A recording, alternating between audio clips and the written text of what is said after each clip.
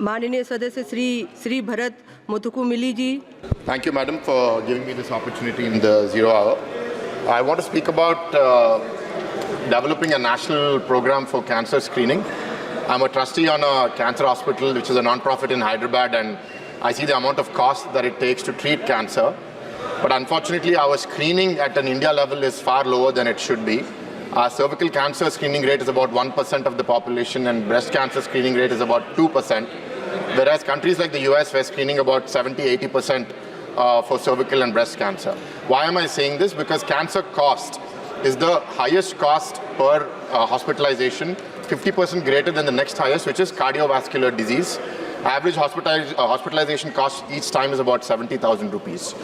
Treatment, there is new investment that's happening in nanotechnology, which over the last 10 years hasn't become as viable yet. An Indian institution, IIT Bombay, Tata Memorial, have come together with a CAR-T cell therapy, which is showing promising results.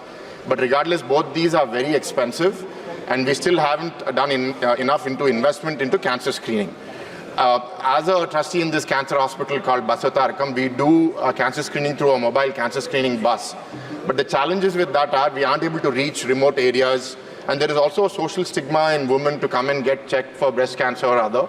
So one thing that's been developing over the last decade in particular has been blood-based cancer tests, which today have come to be about as costly or slightly cheaper than mammography that is done in a traditional hospital, with about 1,500 rupees. So these blood-based tests, as they are becoming better and cheaper, I think we can scale it up and take our national mission for cancer screening from 1 to 2% to maybe 10-20% in the coming years. And I think the central government needs to give a message overall to do that. And I think the last part is, what is causing cancer? Is it microplastics? Is it lifestyle? I think funding research on what is causing this increase in incidence in cancer is going to be very important for the country. And investing into AI that will help us to screen cancer at an earlier rate. Thank you, ma'am.